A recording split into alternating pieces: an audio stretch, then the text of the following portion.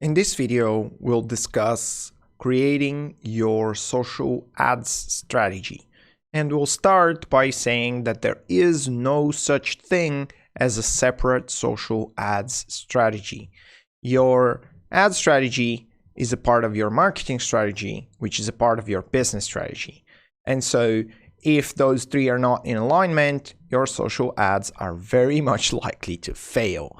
So let's take a look at what do we actually mean by creating a social ad strategy and how do we tie it up to our marketing and business strategy.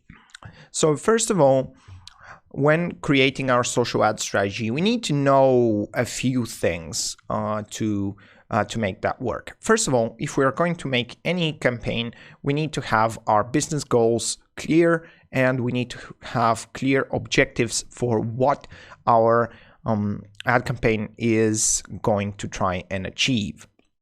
Then let's say, for example, those objectives could be anything from direct sales to conversions to signups to leads to event responses, many different things. Once we have our objective clear, we need to have our key performance indicators and success metrics, meaning that we need to know our business mathematics, and we can use the ad planner tool at this stage to decide what numbers do we need to hit with our campaign so that it's successful. That would mean something like a number of conversions, a specific CTR, specific engagement with our audience, specific conversion rate for our campaign, so that we can call that campaign a success.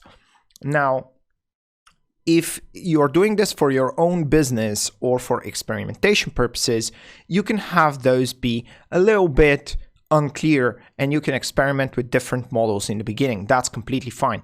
But if you're doing it for a client, it's much better if you have clear success metrics and say, hey, this is what we need to hit. And if we don't hit it, we need to do stuff to get there. Now, in order for us to be able to do that, though, we need to be aware of what is the entire customer journey and where in that customer journey social ads are a good fit. Not just a fit, but a good fit, because we can actually use social ads pretty much throughout the entire customer journey, but we also need to hit specific business targets, specific KPIs that mean that we need to be efficient and effective with our ads, and we can't just use them freely everywhere. We need to figure out where in the customer journey would they make the biggest sense. Then, of course, for us to be able to do that, we need to be clear on what are our conversions and our micro conversions on the way throughout the entire customer journey. We need to know who are our customers and how are we going to target them on social media. We need to know our value proposition, which for social ads is specifically important because it is kind of the defining factor on how are we going to approach our social ad strategy. I'll show you what I mean in a second. Then, of course, we need to prepare our messaging by doing our customer development, talking to customers, and knowing how the conversation should go so that we can try and replicate that in our customer journey, as I taught you in the marketing strategy course. Then we need to prepare our content, both in terms of writing and creatives for the ads. And then we need to use the ad planner to calculate the performance metrics that we need to hit. Now, you're not supposed to know how to do a social strategy after this video. So right now, I just want to show you the components of the strategy, and I'll show you what factors determine which type of strategy you should go for. And then throughout the course, we will start breaking down all these things like the customer journeys, the conversions and micro conversions, the different objectives that you can go for, the audiences, targeting options, and so on, so that you can really get a clear picture of how to do that in the long run. Now, before we start, though, it's important for you to understand that social ads are practically display ads. So you can imagine them as your customers are in their car driving down the road and they see a big billboard on the side. They are not specifically going towards your shop. They are not specifically looking for your service. They are scrolling on Facebook, looking at cats, and this is when you present your ad to them. So that's why your targeting options become much more important, because people are generally less engaged and less interested in your ads, as opposed to, for example, Google search, when they are specifically searching for your product and service right now, and they are already in the consideration phase and they want to buy it now, and the timing for them is right. In social, that's not the case most of the time, and you have to get there through tricky targeting so that you can get your success from there. And then you should consider your ads as such and focus on grabbing attention, meaning that your customers are not really specifically focused on or looking on that specific thing that you're offering right now, and you need to grab their attention. This is where the AIDA formula on social ads is key, and you need to grab their attention, keep their interest, entice desire, and finally get them to take action. And so another important thing to understand about social ads is they are mostly CPM based, meaning that you pay for impressions and not clicks. And because you pay for impressions, your CTRs are a very, very important measure, because you are going to pay for 1,000 impressions anyway, and it really matters how many of those 1,000 people who saw your ad are going to click on it. And this is where the click-through rates become very, very important, because you're going to get more engagement from your impressions. Right, now, when you consider your social ad strategy, one of the most important things to do is figure out in which parts of the customer journey does your social ad fit.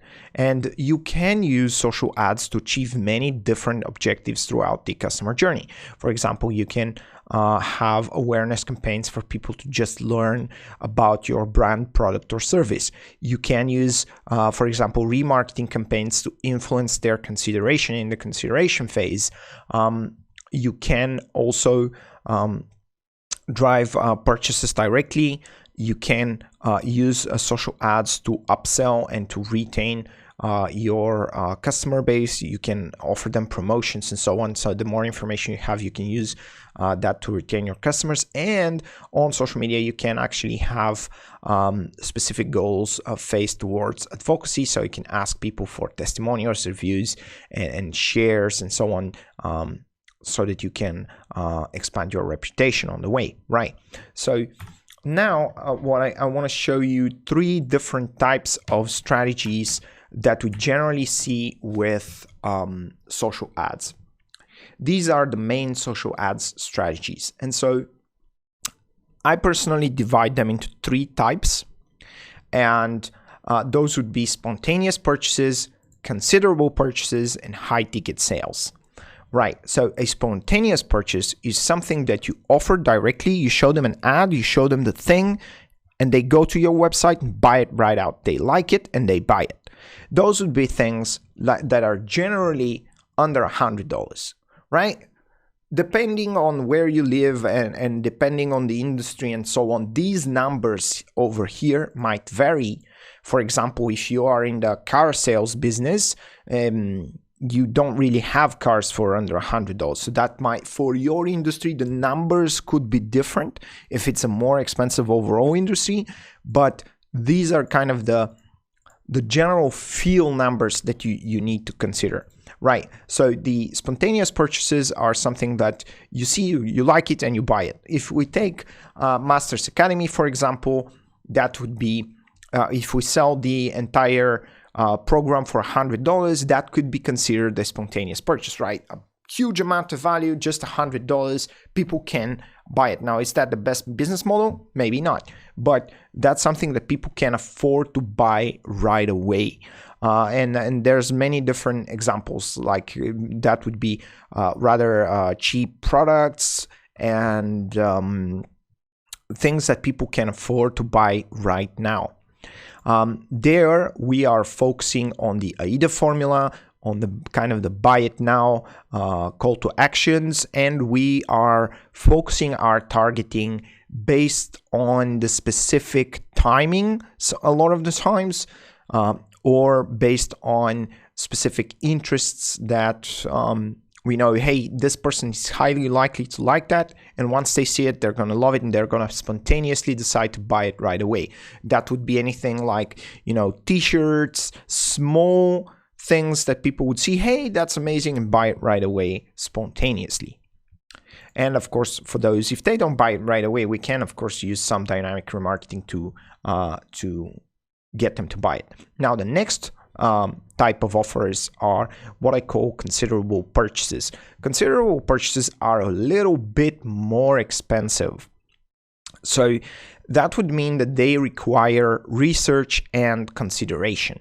So even if people come to your website, see your offer, they are not going to buy it right away. They need to do their research. They need to think about it, consider it, to talk to their friends and family, wives and whatever, do their own research, check you out, and then maybe go forward with the purchase. They are going to consider it. Now, the difference between considerable purchases and high ticket sales is generally in the amount of money.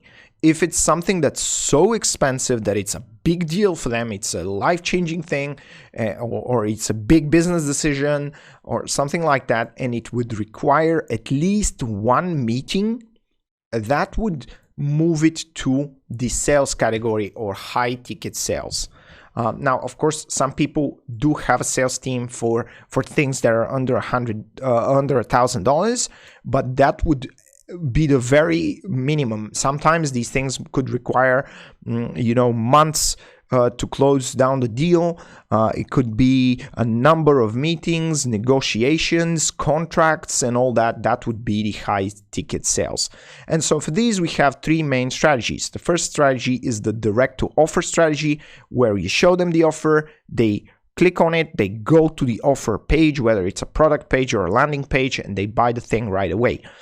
The considerable purchases, the strategy there is more like a lead magnet. So you want to engage them with something small and then continue that engagement and make sure you go through the consideration stage step by step, so that people would get to know, like, and trust you, and then maybe the deal can happen, or the purchase can happen. But the purchase does not necessarily require a meeting with a live person, so you can still do that through different kinds of funnels, and generally you need to provide some value initially. That would be your lead magnet, maybe get them to download something, give away something for free. The idea is to get people to know, like, and trust you, and so you in order for you to do that, you would have a different kinds of funnels. You would provide some value to your customers, show them results, testimonials, and you want to generate some kind of a longer engagement with them for them to decide to purchase your product. And in the high ticket sales, this general strategy is what we called omnipresence content. So you are still going to use social ads, but you are going to use them to generate engagement to, for example, to your content. If you have, imagine you have a YouTube channel and a blog and a sales team, and all these things work together for people to be able to really spend the time to research you, figure out who you are, check out your entire reputation, and so on. And so these things, again, are based on the know, like, and trust formula. They take a longer time. They are best for, in terms of return on investment, they are best for growing a big company. They are a long-term strategy in general, and they are really very much based on reputation management.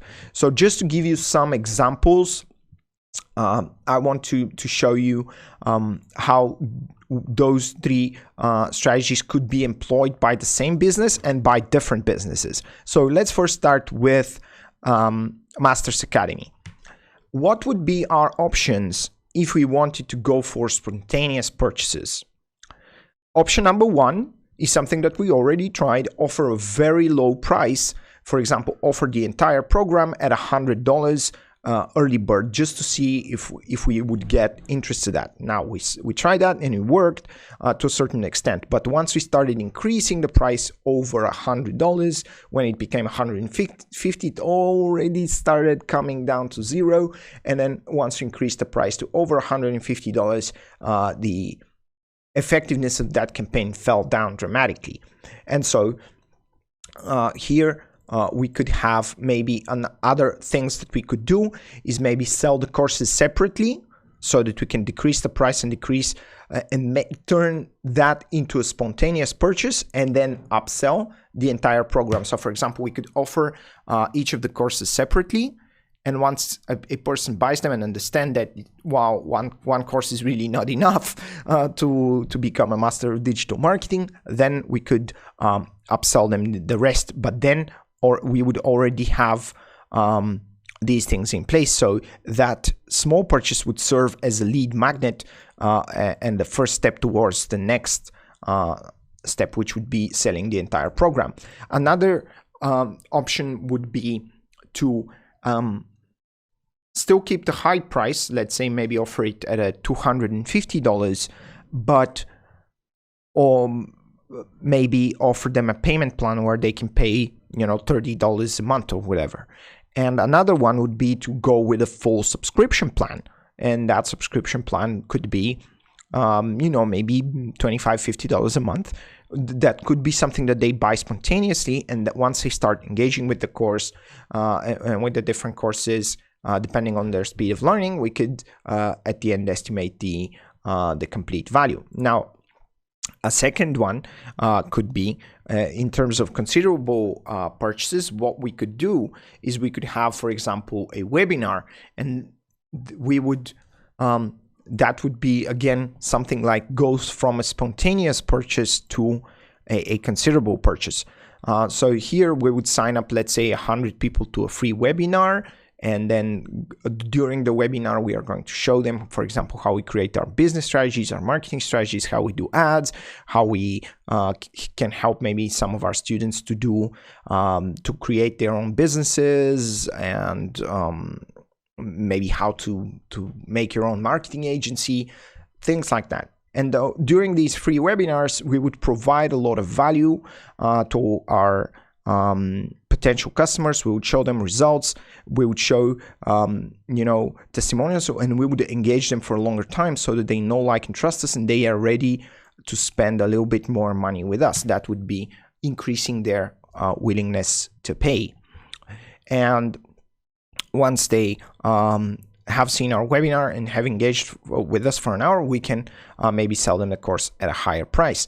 Now, another as you can see here, I have some examples for you.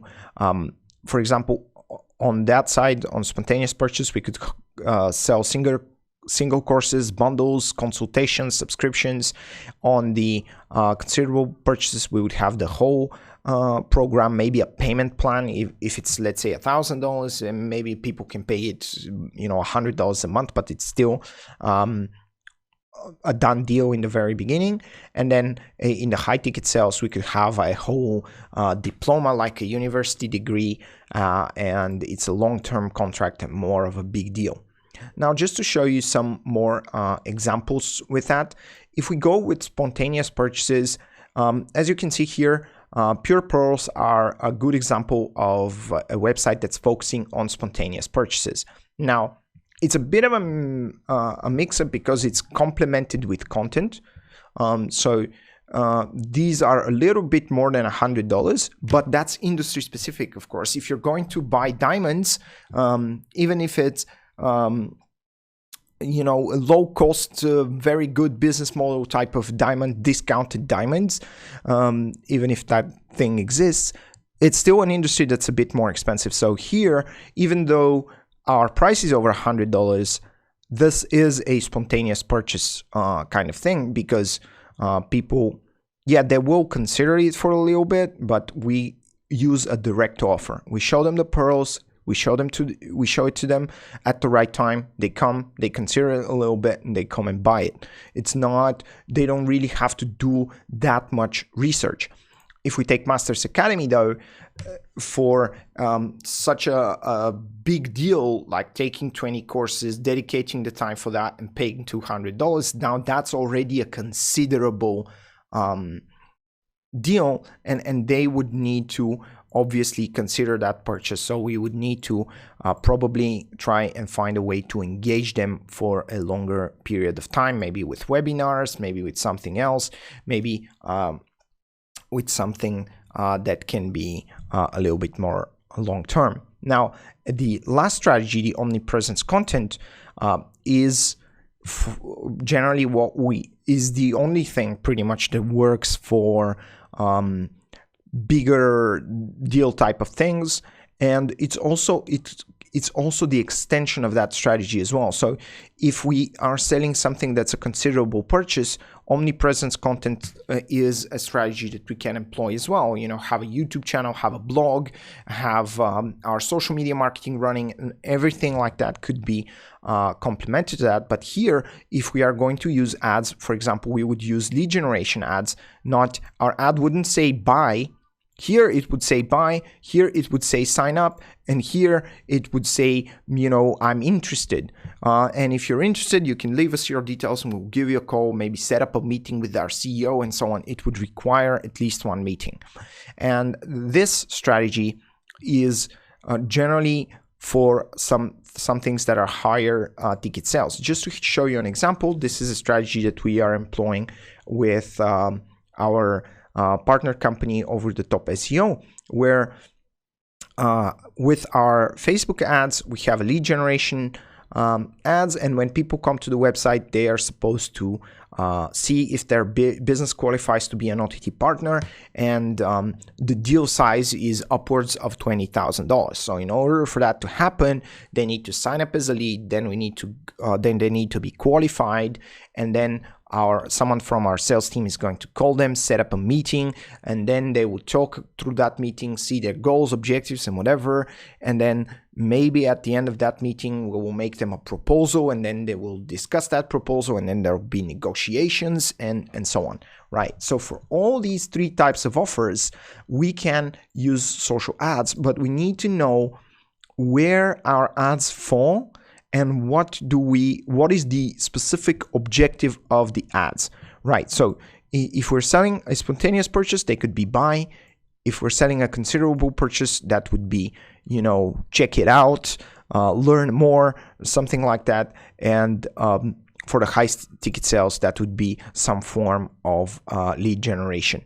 And generally, the more expensive, the more you want to kind of downplay it with social ads. Even though I want to sell you something for $1,000, I would probably go for actually signing you up for a free webinar or somewhat of a tripwire funnel to be able to make that sale, because this is not going to be an easy sell. It's not going to be a spontaneous purchase at some point. And again, these numbers are industry specific, meaning that in your industry, the direct to offer thing could be $500, could be maybe $2,000. It depends on the industry. For example, if you're selling cars, maybe the numbers would be vastly different. If you're selling diamonds, if you're selling maybe some type of expensive service or software, these numbers would be different, and you would know what would it be for people to buy that thing spontaneously, to consider it for a long time, or to need to get to know you deeply by having meetings with you, discussing, negotiating, and so on, and signing a contract. So generally, the difference between these is this, they don't need to research, this, they do need to research, and this one requires a contract and a meeting. And so depending on which one you're going for, you're going to have different objectives in your ads. And how we are going to set up those ads is going to depend on all these different things that we are going to be discussing here, like the audience and targeting, the value proposition itself, which everything is based on when we are talking about social ads, our messaging, and our business goals and KPIs. So what I want to show you with this is mainly that when it comes down to social ads, a lot of the time we need to adjust our own value proposition for it to work with social ads. Sometimes it's going to be offering some small things like lead baits and lead magnets and free webinars, and sometimes it's going to be a much more engaging thing where we are going to complement our offering with content, with a blog, a YouTube channel, and a lot more that we add to that strategy. And our ads are going to be complementing that bigger strategy. Now, that's enough for social ad strategy for now, and we are going to move on to the keys to a successful campaign in the next video.